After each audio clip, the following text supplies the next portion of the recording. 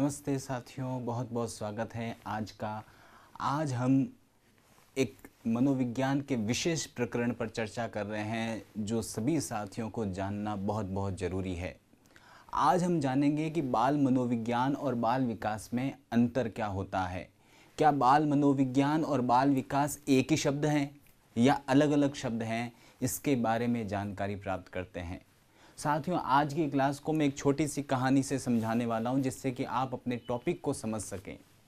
YouTube पे भरमार पड़ा है कि सिलेक्शन कैसे प्राप्त हो, सिलेक्शन कैसे प्राप्त हो, सिलेक्शन कैसे प्राप्त हो, और मैं बता रहा हूं कि सिलेक्शन होने के बाद क्या होता है। ठीक है, तो आज का वीडियो देखिए और समझिए सिलेक्शन होने के बाद क्या होता है। मेरा सिलेक्शन हुआ, उसके बाद आज तक क्या हुआ मेरे साथ मैं बताता हूँ इस वीडियो में। इस वीडियो को सुन करके आप जान जाएंगे कि बाल मनोविज्ञान और बाल विकास होता क्या है। ठीक है, तो साथियों सबसे पहले देखिएगा, मेरी लगी नौकरी। मेरी लगी नौकरी। नौकरी लगने के बाद सभी खुश हुए कि आहा छोरा रो सिलेक्शन हुओ रो, डेण मिटी, छोरो भुगततो थो, बेरोजगार हतो, पढ़तो रहतो तो आखो दिन, सेवट भगवान हमें आयो, 5 साल तैयारी करतो तो हमें जाए नौकरी लागी। कठिन संघर्ष करेंगे तो विजय मिलेगी। नौकरी लागी। नौकरी लागी तो मैं गयो स्कूल। स्कूल गयो तो स्कूल रे मोए घुसते ही टाबरिया आया। कौन आया? टाबरिया। टाबरिया हैंग दौड़ी हुआ रहा, मार सर नमस्ते, मार सर नमस्ते, गुड मॉर्निंग सर। बच्चों ने मुझे क्या बोला? गुड मॉर्निंग सर, नमस्ते सर। तो बच्चों के द्वारा, टाबरों के द्वारा क्या बोला गया? गुड मॉर्निंग बोला गया। किसको बोला गया? मुझे बोला गया। ध्यान से समझना, मुझे बोला गया, यानी मैं हूँ क्रिया सूचक, यानी उद्दीपक। कौन हूँ? उद्दीपक।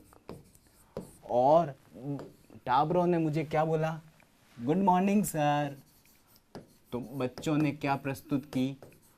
अनुक्रिया। ध्यान से समझना, नौकरी लागी, स्कूल गयो, टाबरिया मिलिया, टाबरिया मैंने कई कहो कि मारसा नमस्ते, मारसा गुड मॉर्निंग। तो मारसा के हो गया? मारसा हुआ उद्दीपक। और मारसा ने टाबर बोलियो गुड मॉर्निंग, तो गुड मॉर्निंग के होगी? अनुक्रिया। तो अगर मारसा नहीं होता तो क्या गुड मॉर्निंग बोला जाता? तो बिना सर के गुड मॉर्निंग नहीं बोला जाता। इसका मतलब बच्चों ने जो गुड मॉर्निंग बोला है वो टीचर को बोला है। इसका मतलब जो अनुक्रिया हुई है वह किसके विरुद्ध हुई है? उद्दीपक के विरुद्ध। तो जब कभी भी उद्दीपक के प्रति क्या होती है? अनुक्रिया, तो उसे कहते हैं व्यवहार। क्या कहते हैं? व्यवहार। तो यहाँ बच्चों ने क्या किया? व्यवहार। अब मैंने बच्चों को कहा बेटा नमस्ते, वेरी गुड, बहुत अच्छे बच्चे हो। इस बार व्यवहार किसने किया? मैंने। किसके विरुद्ध? बच्चों के प्रति। तो अब बच्चे क्या हो गए? उद्दीपक। और मैंने बोला कि नमस्ते बच्चों, ये मेरा क्या हो गया? व्यवहार। तो जो उद्दीपक था वो याद रखना डिपेंड करता है कि यहाँ पर अनुक्रिया किसके विरुद्ध की जा रही है। तो साथियों, अभी तक मैं स्कूल के अंदर आया हूँ ज्वाइनिंग करने के लिए और मैंने देख लिया कि व्यवहार होता क्या है। आप भी जब नौकरी प्राप्त करोगे और बच्चों से इंटरेक्शन करेंगे तो वहाँ आपको भी क्या करने होंगे? व्यवहार करने होंगे। आए दिन समाज में व्यवहार करते रहते हैं हम। समझ में आ रही ना बात? तो व्यवहार होती क्या है, इसकी एक परिभाषा अभी मैंने समझाई है कि हम जब किसी उद्दीपक के प्रति अनुक्रिया करते हैं या प्रतिक्रिया करते हैं तो क्या शब्द एक ही है या अलग है? तो थोड़ा सा इसमें अंतर है साथियों। यदि बच्चों ने नमस्ते बोला और मैंने वापस नमस्ते बोला, ये क्या हो गई? अनुक्रिया। लेकिन साथियों, अभी बच्चों ने मुझे देखा और उसके बाद नमस्ते बोला, तो ये क्या थी? प्रतिक्रिया। यानी अनुक्रिया में अनु का मतलब क्या होता है? सेम टू सेम, पीछे पीछे। तो नमस्ते के पीछे नमस्ते आया तो अनुक्रिया। लेकिन मुझे देख करके बच्चों ने नमस्ते बोला तो यहाँ पीछे कहाँ आया है? तो साथियों याद रखिएगा, ये छोटा सा अंतर है अनुक्रिया और प्रतिक्रिया में। तो उद्दीपक के प्रति अनुक्रिया भी हो सकती है, उद्दीपक के प्रति प्रतिक्रिया भी हो सकती है। और इसी अनुक्रिया या प्रतिक्रिया को क्या कहते हैं? व्यवहार कहते हैं। लेकिन अगर मैं पहली कक्षा में जाता पहली कक्षा है या एलकेजी कक्षा में, नर्सरी कक्षा में जाता और बच्चे अगर पहली बार आए हैं तो क्या वो मुझे गुड मॉर्निंग बोलते? नहीं बोलते। कारण क्या? क्योंकि अभी उनके पास एक्सपीरियंस नहीं है, अभी उसके पास अनुभव नहीं है कि कोई भी टीचर कक्षा में आता है तो हमें खड़ा होना चाहिए, हमें गुड मॉर्निंग बोलना चाहिए, ऐसी चीज़ें बच्चों को पता नहीं होती है। तो कहने का मतलब है वहाँ फिर अनुक्रिया या प्रतिक्रिया होगी उस दौरान, तो वह प्रतिक्रिया या अनुक्रिया नहीं होगी जो इन बच्चों ने प्रदर्शित की थी। तो मेरे कहने का मतलब यह है साथियों कि हम अनुक्रिया या प्रतिक्रिया तब प्रस्तुत करते हैं जब हमें अनुभव होता है। क्या होता है? अनुभव। बिना अनुभव के कभी भी अनुक्रिया या प्रतिक्रिया नहीं हो सकती है। इसलिए अनुभव आधार है। किसका? अनुभव किसका आधार है? व्यवहार का आधार है। बिना अनुभव के कभी भी अनुक्रिया या प्रतिक्रिया नहीं होती। अगर होती है तो फिर उसे सहज व्यवहार की श्रेणी में रखा जाता है। अब ये सहज व्यवहार क्या है, इसके बारे में हम मानसिक विकास में पढ़ेंगे। लेकिन अभी आपको इतनी सी बात याद रखनी है कि अनुक्रिया का आधार क्या होता है बच्चों? अनुभव होता है। तो क्या मेरी ये बात समझ में आई आपको? अभी तक मैंने आपको ये समझाया कि व्यवहार कहते किसको है, और चूंकि मैं एक साइकोलॉजिस्ट हूँ तो मैंने इस चीज़ को समझ लिया कि यहाँ बच्चे व्यवहार प्रदर्शित कर रहे हैं और मैंने भी वापस व्यवहार को प्रदर्शित किया। करते हम सभी हैं, लेकिन मैंने उस समय समझा है। कारण क्या? क्योंकि एक साइकोलॉजिस्ट होने के नाते मैंने ये जाना कि किस प्रकार से बच्चे व्यवहार करते हैं और उन बच्चों का अध्ययन कैसे किया जाता है। तो व्यवहार का अध्ययन मनोविज्ञान में होता है। किस में होता है? मनोविज्ञान में। ये सारी बातें आप समझ गए होंगे। तो साथियों, अभी तक जो मैंने बात की है वो आपको समझ में आ गई होगी। उसके बाद में अगला पॉइंट समझिएगा। अब मैं आराम से मस्ती से बच्चों को पढ़ा रहा हूँ, बच्चे मस्ती से मेरे साथ जुड़े हुए हैं, आराम से हम जो है वो अधिगम की प्रक्रिया को सीख रहे हैं। अब ध्यान से समझिएगा, अगला जीवन का मोड़ क्या आता है। ये तो हो गई नौकरी के बाद का पहला स्टेप। अब घर वालों को चिंता सताने लगी कि छोरो हमें नौकरी तो लाग गयो है, कठई आपरी मर्जी हूँ, कोई छोरी तो पकड़े नहीं लिया वाला। इन वास्ते अब लड़कों के लिए यानी मेरे लिए लड़की ढूंढना शुरू कर दिया और लड़की पसंद आ गई। ठीक है, लड़की पसंद आने पर मैंने गीत गा लिया, सुनो ना सुन लो ना, हम सफ़र मुझी को चुन लो ना। ये हो गया। इसका मतलब क्या समझ में आ गई बात? इसका मतलब ये है कि नौकरी के बाद छोकरी आ गई। छोकरी आ गई, इसका मतलब क्या हुआ? शादी। साथियों ध्यान से समझना, पहली कड़ी में मैंने व्यवहार का अध्ययन करना सिखाया और ये बताया कि मनोविज्ञान में किसका अध्ययन करते हैं? व्यवहार का। अब दूसरी कड़ी जो हो रही है शादी। अब शादी होगी, बैंड बाजे शहनाइयाँ सब बज जाएगी और उसके बाद में साथियों, उसके बाद में याद रखिएगा क्या होगा? शादी के बाद में एक नया जीवन स्टार्ट होगा। ठीक है, घूमने फिरने जाना, हनीमून मनाना, ये सारे जीवन के चक्र चलते रहेंगे। इस दौरान एक दिन अचानक से मेरी श्रीमती मेरे पास आई और बोली, सुनो, शर्मा के बोली, सुनो, क्या मैं आपके बच्चे की माँ बनने वाली हूँ। और मेरे रोम रोम में कली कली खिल गई। इसका मतलब क्या हो चुका था? गर्भधारण। क्या हो चुका था? और गर्भधारण एक माँ और एक पिता के लिए बहुत बड़ा सुख का विषय होता है, क्योंकि उनका परिवार बढ़ने वाला है, परिवार और ज़्यादा विस्तृत और सुखी होने वाला है। तो साथियों ध्यान से समझना, जीवन का नया मोड़ तब शुरू होता है जब गर्भधारण होता है। धीरे धीरे समय बीतता गया, लगभग 280 दिन का अंतराल होता है। उसके बाद में महाशय जन्म लेते हैं हमारे। ठीक है, तो याद रखिएगा, जो रामिया है अब वो यहाँ जन्म लेगा। ठीक है, यानी ध्यान से समझिएगा, ये है जन्म और ये है लगभग 280 दिन तक का गर्भकाल। लगभग 280 दिन के बाद में क्या हुआ? बच्चे का जन्म हुआ। जब बच्चा जन्म लेता है उसे कहा जाता है नवजात शिशु। क्या कहा जाता है? नवजात शिशु।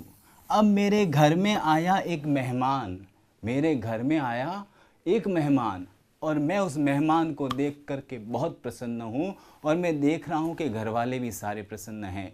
दिनों दिन समय फिर बीतता गया, मैंने नवजात की क्रियाओं को देखना शुरू किया कि किस प्रकार से वो अटखेलियाँ कर रहा है। समय बीतता गया, धीरे धीरे जो है वह घुटनों के बल चलने लगा, वह सहारे लेकर के चलने लगा, वह बिना सहारे के चलने लगा। ये सब अध्ययन मैं उस बच्चे का कर रहा हूँ। किसका? नवजात का। ध्यान से सुनना, मैं बहुत बड़ी कंसेप्ट आपको सिखाने वाला हूँ यहाँ पर। ये चीज़ें सबके घर में है, कोई नई चीज़ नहीं बता रहा हूँ, लेकिन इसके पीछे क्या लॉजिक समझा रहा हूँ वो ध्यान से समझना।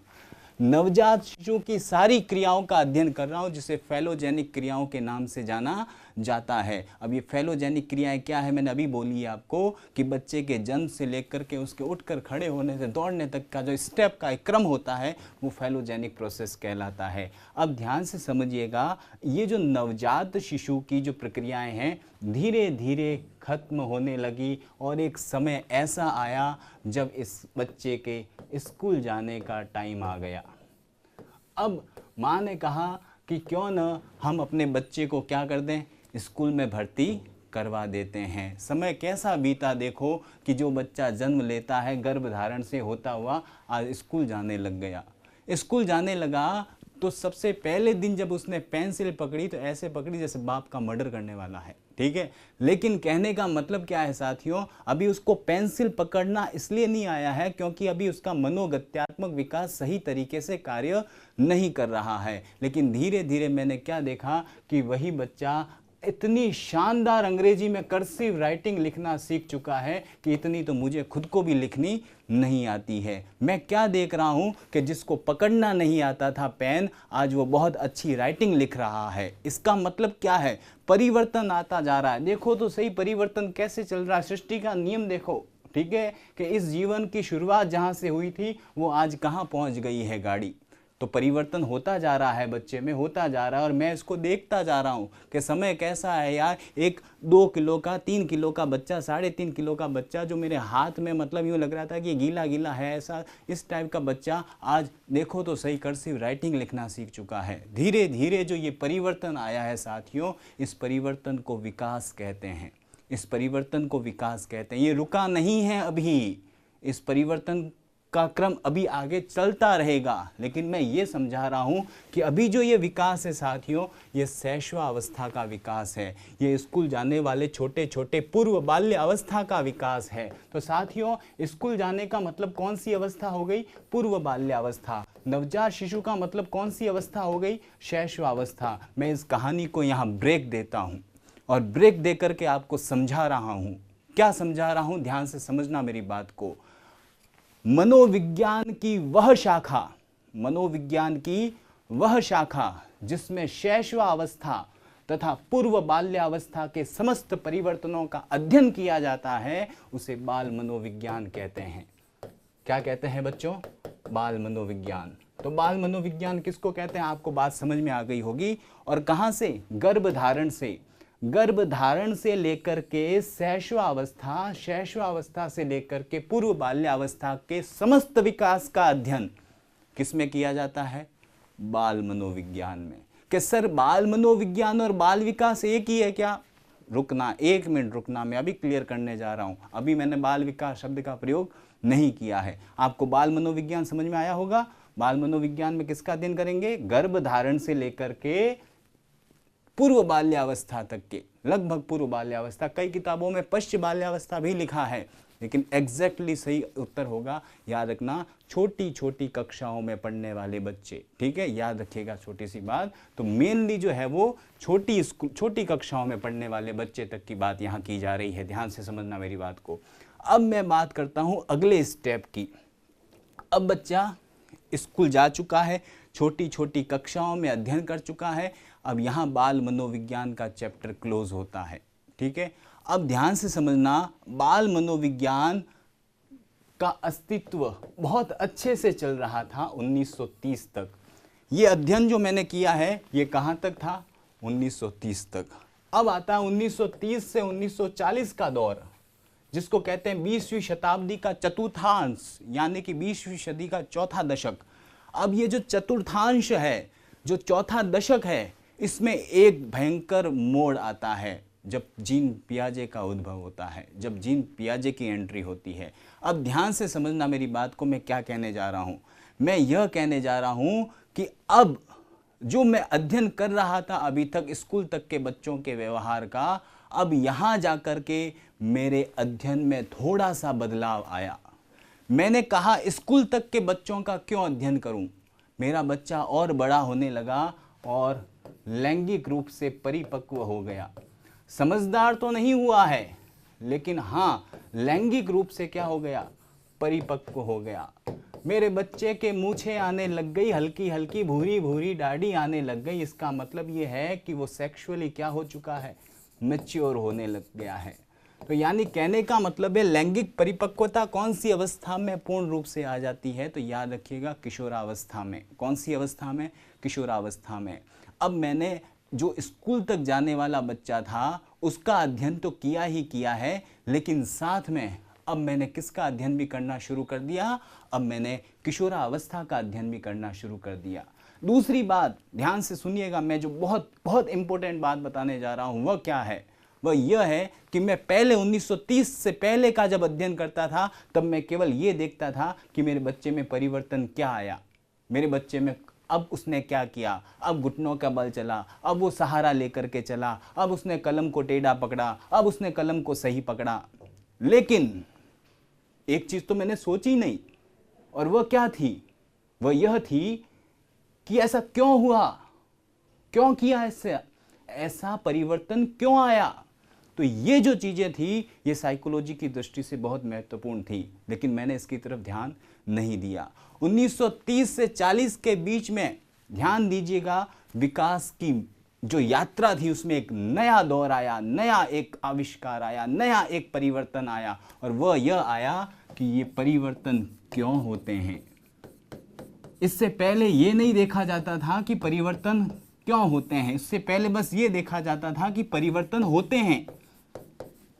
परिवर्तन ध्यान से समझना, 1930 से पहले और 1930 के बाद की बात बता रहा हूं। 1930 से पहले अध्ययन होता था कि परिवर्तन होते हैं, बच्चों में परिवर्तन होते हैं, लेकिन 1930 के बाद में यह भी अध्ययन होने लगा कि परिवर्तन क्यों होते हैं। 1930 से पहले केवल बाल्यावस्था तक का अध्ययन होता था, लेकिन 1930 के बाद में बाल्यावस्था के साथ साथ किशोरावस्था के अध्ययन को भी इसमें शामिल किया गया। यानी जवानी आने तक की, यानी लैंगिक रूप से परिपक्वता आने तक, जिस दिन लैंगिक परिपक्वता आई उस दिन मेरा अध्ययन समाप्त। ठीक है, ये क्रम कब आया? 1930 से 40 के बीच में स्टार्ट हुआ। यानी बाल मनोविज्ञान के अध्ययन में क्रांतिकारी बदलाव आया। और वो बदलाव क्या था? वो बदलाव यह था कि अब मैंने अध्ययन की प्रणाली चेंज की। मैंने क्या नहीं क्यों पर बल दिया। मैंने केवल बाल्यावस्था तक नहीं, मैंने किशोरावस्था तक बल दिया। इसका मतलब अब मैं गर्भावस्था का अध्ययन करूंगा, मैं स्कूल में जाने वाले बच्चे का अध्ययन करूंगा, मैं शैशवावस्था का, मैं बाल्यावस्था का, मैं किशोरावस्था का, सबके परिवर्तनों का अध्ययन करूंगा।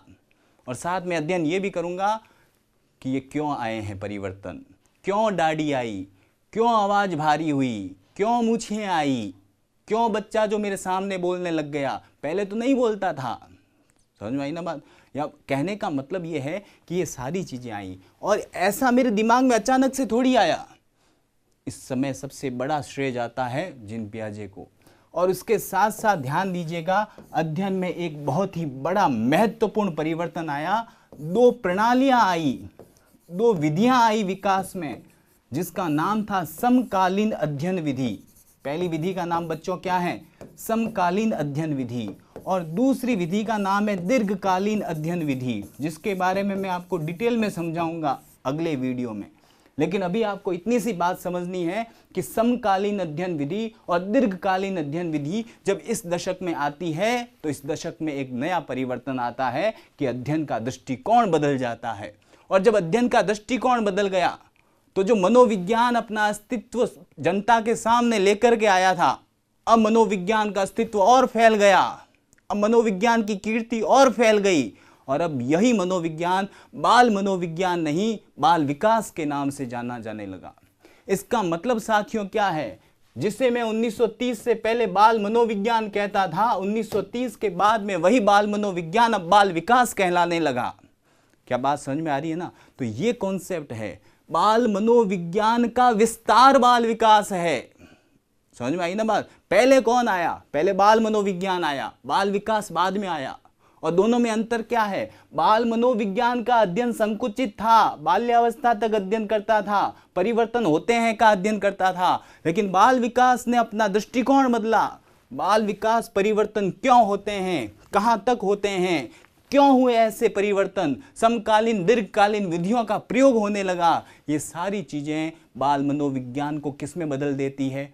बाल विकास में। तो बाल मनोविज्ञान में गर्भावस्था का, शैशवावस्था का, बाल्यावस्था का अध्ययन होता था, लेकिन बाल विकास में गर्भावस्था का, शैशवावस्था का, बाल्यावस्था का और परिपक्वता आने तक का अध्ययन होता है। क्या इन दोनों में अंतर समझ में आया?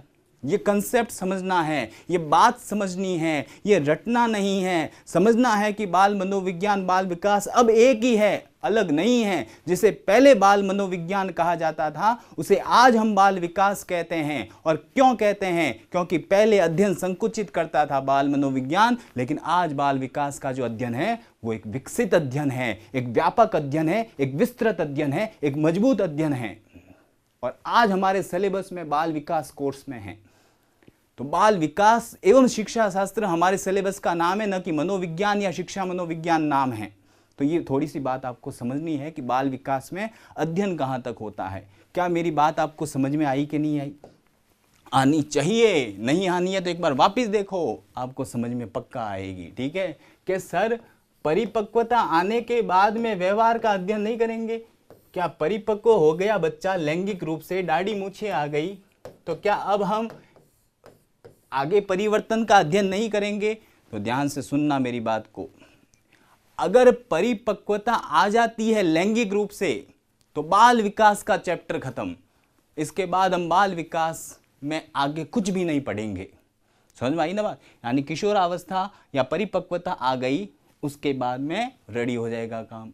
उसके बाद में आगे ध्यान से समझना, परिपक्वता किस दृष्टिकोण से आई है? लैंगिक दृष्टिकोण से। लेकिन अभी जिस दृष्टिकोण से आनी चाहिए थी उस दृष्टिकोण से नहीं आई है। यानी यहाँ पे बच्चा दूरदर्शी नहीं है, यहाँ बच्चा समझदार नहीं है, यहाँ बच्चे में अभी रेस्पॉन्सिबिलिटी नहीं आई है। वो अपने आप को समझदार मान रहा है, लेकिन मुझे पता है कि वो डफोड़ है अभी अंदर से। समझ में आई बात? अभी उसमें वो चिंतन करने की क्षमता नहीं आई है जो उसे करना चाहिए। वो दुनिया को जिस दृष्टिकोण से देख रहा है वो सही दृष्टिकोण नहीं है, ये मुझे पता है। लेकिन मैं उसे डांटूंगा नहीं, मैं उसे मारूंगा नहीं, मैं उसे समझाऊंगा कि बेटा तू जैसे देख रहा है दुनिया वैसी नहीं है, हकीकत में समझ कि दुनिया कैसी है। तो कहने का मतलब क्या है साथियों? अभी उसमें उत्तरदायित्व निभाने की क्षमताएं नहीं आएगी है। जिस दिन वो पन्नी जेला, जिस दिन बिना टाबर वेला, उन दिन उन्हें ठा पड़ेला कि वास्तविक ड्यूटी क्या है। लैंगिक दृष्टिकोण से परिपक्व होना परिपक्व नहीं होता है। परिपक्व तब होता है जब हम अपनी उत्तरदायित्व का निर्वहन करते हैं, जब हम समझते हैं कि वास्तविक रिस्पॉन्सिबिलिटी क्या है। तो कहने का मतलब क्या है साथियों? परिपक्वता दो दृष्टिकोण से देखी जाती है, एक लैंगिक दृष्टिकोण से और एक उत्तरदायित्व की दृष्टिकोण से। लैंगिक दृष्टिकोण से परिपक्वता किशोरावस्था में दिख सकती है, लेकिन उत्तरदायित्व के दृष्टिकोण से परिपक्वता याद रखना प्रौढ़ावस्था में आती है। किशोरावस्था में आती होगी चिंताएं, लेकिन प्रौढ़ावस्था की जो चिंताएं हैं वो परमानेंट चिंताएं हैं, वो स्थायी चिंताएं हैं, न कि वहाँ खोखली चिंताएं हैं किशोरावस्था की। तो याद रखिएगा, कहने का मतलब क्या है साथियों? जो परिपक्व अवस्था है साथियों, उसमें जो उत्तरदायित्व है वो एक विशेष कोटि का उत्तरदायित्व है। तो साथियों याद रखिएगा, उत्तरदायित्व ये जो दिखाई दे रहा है ये कौन सी अवस्था में है? प्रौढ़ावस्था में। कौन सी अवस्था में? और विशेष सूचना हमारे रीट के सिलेबस में इसका अध्ययन नहीं करना है। किसका अध्ययन? उत्तरदायित्व की परिपक्वता का, यहां तक करना है, लैंगिक परिपक्वता का। अब मेरी बात ध्यान से समझना कि सर इसका अध्ययन करेंगे कहां पर? इसके लिए फिर एक सब्जेक्ट बनाया है। जैसे बाल मनोविज्ञान है उसी प्रकार से एक सब्जेक्ट और बना दिया, विकासात्मक मनोविज्ञान। क्या नाम है बच्चों? विकासात्मक मनोविज्ञान। और इसके फादर है जीन पियाजे। ध्यान से समझना बच्चों, जीन विलियम फ्रिज पियाजे, स्विट्जरलैंड के वैज्ञानिक। ठीक है, उन्हें विकासात्मक मनोविज्ञान का पिता कहते हैं, क्योंकि ये जो मैं विकास की सारी बातें बता रहा हूं इसको सबसे पहले जीन पियाजे ने बताया है, और उसके बाद में ये जो आधुनिक व्याख्या है ये श्रीमती एलिजाबेथ हरलॉक ने 1990 में इसको वापस डिस्क्राइब किया है। तो साथियों ध्यान से समझना, पहली व्याख्या जीन पियाजे की है, इसलिए याद रखना विकासात्मक मनोविज्ञान के फादर कौन है, तो याद रखिएगा जीन पियाजे है। कि सर विकासात्मक मनोविज्ञान में क्या करते हैं, तो मैंने अभी क्या कहा कि हमें प्रौढ़ावस्था का अध्ययन नहीं करना है। क्यों? क्योंकि हम रीट के सिलेबस में बाल विकास को पढ़ रहे हैं। अगर हमारे रीट के सिलेबस में ये लिखा होता विकासात्मक मनोविज्ञान, तो फिर हमें किसका भी अध्ययन करना होता, प्रौढ़ावस्था का भी, और प्रौढ़ावस्था का ही नहीं वृद्धावस्था तक का, प्रौढ़ावस्था का ही नहीं वृद्धावस्था तक का। तो मेरी बात आपको यहां समझ में आ गई होगी कि ये जो 3 डफे हैं, ये 3 डफे कौन कौन से, एक बाल मनोविज्ञान, एक बाल विकास और तीसरा विकासात्मक मनोविज्ञान। इन तीनों में अंतर क्या है, एक सबसे बड़ा कॉन्सेप्ट आज आपके सामने क्लियर हो गया होगा, और करना ही पड़ेगा, जीवन से जोड़ करके देखो तो बेशक मनोविज्ञान में ऐसी कोई चीज नहीं है जो भारी है। समझ में आई बात? भारी और हल्का यहां से होता है, बाकी दुनिया में मुश्किल कुछ भी नहीं है। समझ में आई ना बात आपको? तो मनोविज्ञान जो दिखता भारी है वो बेचारा सबसे सरल है, जो बाहर से कठोर दिखता है ना वो अंदर से नरम होता है। और यही मनोविज्ञान के साथ है कि उसकी भाषा भारी जरूर है लेकिन बेचारा अंदर से बहुत सीधा साधा है। यार कितना सीधा साधा कि गर्भधारण अपन देखते हैं, छोटा सा टिंगरिया जो स्कूल जाता है अपन देखते हैं, तो वो सारी बातें अपने आसपास की तो है और ये सभी के साथ गुजर रही है चीज़ें, मेरे अकेले के साथ नहीं गुजरी है, लेकिन बस फर्क है तो शब्दों का, तो जीवन की क्रियाओं का। जब जटिल भाषा में अगर रूपांतरण हो जाता है किताबों में, वही तो मनोविज्ञान है बच्चों। तो ये ध्यान से समझनी है बात को। तो अब मैं आपको एक छोटा सा चार्ट के द्वारा इन तीनों में क्या विशेष अंतर है वो समझाने वाला हूं। एक साइड लिखूंगा मैं बाल मनोविज्ञान, क्या लिखूंगा बच्चों, बाल मनोविज्ञान। एक साइड में लिखूंगा बच्चों बाल विकास, क्या लिखूंगा बच्चों, बाल विकास।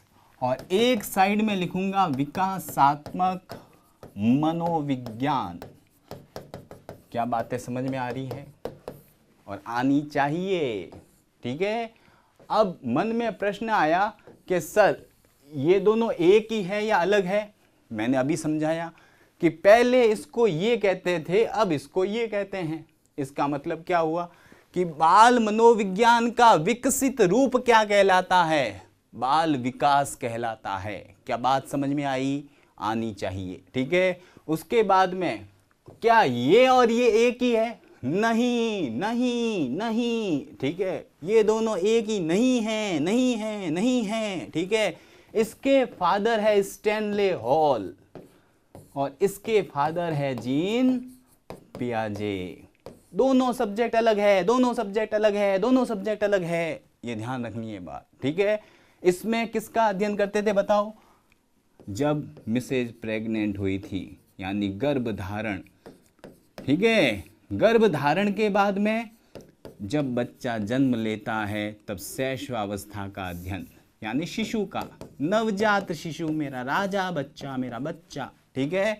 और उसके बाद वही बच्चा जब स्कूल जाता है तो मेरा राजा बच्चा जिस अवस्था में है, इसमें पश्च भी काउंट कर सकते हैं, ऐसी बात नहीं है। तो याद रखना ये पूरी बाल्यावस्था भी यहाँ काउंट की जा सकती है, लेकिन दोनों में से फिर एक आए तो यहाँ तक पहुँचना है, ध्यान रखना। छोटे बच्चे, छोटे छोटे बच्चे सारे बाल्यावस्था के, शैशवावस्था के, गर्भावस्था के, इन सब का अध्ययन कहाँ होता है, बाल मनोविज्ञान में। इसमें विकास का अध्ययन होता तो था लेकिन किस परिप्रेक्ष्य में, क्या के परिप्रेक्ष्य में। यहाँ विकास का अध्ययन क्या के परिप्रेक्ष्य में नहीं बल्कि क्यों के परिप्रेक्ष्य में होता है, कि विकास क्यों होता है, ऐसे बताओ तो पता चले, ठीक है। यानी मॉडर्न, मॉडर्न, ये पुराना, पुराना, ठीक है। तो याद रखना गर्भधारण से लेकर के शैशवावस्था, बाल्यावस्था और परिपक्वता आने तक। कैसी परिपक्वता, जैविक परिपक्वता साथियों। समझ में आई कि नहीं आई बात आपको। उसके बाद में यहाँ बात करें तो यहाँ गर्भावस्था से शुरू होगी बात। गर्भावस्था के बाद शिशु का अध्ययन होगा, फिर स्कूल जाने वाले बालक का अध्ययन होगा, फिर किशोर का भी अध्ययन होगा, और वही किशोर यानी मेरा बच्चा जिसकी अब दाढ़ी मूछें आ गई है, वही बच्चा पढ़ लीजिएगा तब आदमी बन जाएगा। प्रौढ़ क्या कहलाएगा? आदमी। और यही आदमी मेरा बच्चा बूढ़ा हो जाएगा, तो बूढ़ा हो जाएगा उसको क्या कहेंगे? वृद्धावस्था। तो गर्भावस्था, शैशवावस्था, बाल्यावस्था, किशोरावस्था, प्रौढ़ावस्था, वृद्धावस्था, इन सब का अध्ययन विकासात्मक मनोविज्ञान में पहली बार किया गया। समझ में आई कि नहीं ये बात आपको? तो इन तीनों में सबसे बड़ा कौन है बताओ? यह सबसे बड़ा है, और सबसे घटिया यह, सबसे छोटा यह। आजकल तो इसका नाम ही बदल करके क्या हो गया है? ये हो गया है। ठीक है, ये सारी बातें मैं नहीं बता रहा हूं, हरलौक बता रही है। क्या बातें समझ में आई? तो ध्यान से समझनी थी। आज की कक्षा में केवल मैंने ये समझाया कि बाल मनोविज्ञान और बाल विकास एक ही है या अलग है। तो सार क्या निकला बच्चों? एक ही है। लेकिन कैसे एक ही है? बाल मनोविज्ञान का विकसित स्वरूप ही क्या है? बाल विकास है। इसलिए आज के परिप्रेक्ष्य में हम बाल मनोविज्ञान जैसा शब्द किताबों में कहीं नहीं लिखेंगे। समझ में आई कि नहीं आई बात आपको? तो आशा करता हूं कि आज की कक्षा में आपको बाल मनोविज्ञान और बाल विकास के परिचय में एक बहुत बड़ी कंसेप्ट समझ में आ गई होगी कि इन तीनों में दफा क्या है, इन तीनों में अंतर क्या है। तो आशा करता हूं कि आपको ये छोटा सा वीडियो मेरा समझ में आया होगा। ये तो मैंने एक स्टार्ट की है बात कि हम पढ़ें कैसे, हम कैसे समझें। इन चीज़ों को रटना नहीं है, बिल्कुल सिंपल सी बात है, हमारे जीवन से रिलेटेड है, और यह एक नहीं पूरी साइकोलॉजी ऐसे ही पढ़ी जाती है साथियों। तो आशा करता हूँ कि आपको ये सारी बातें समझ में आई होगी। अब मुझे विदा दीजिए। धन्यवाद। जय हिंद।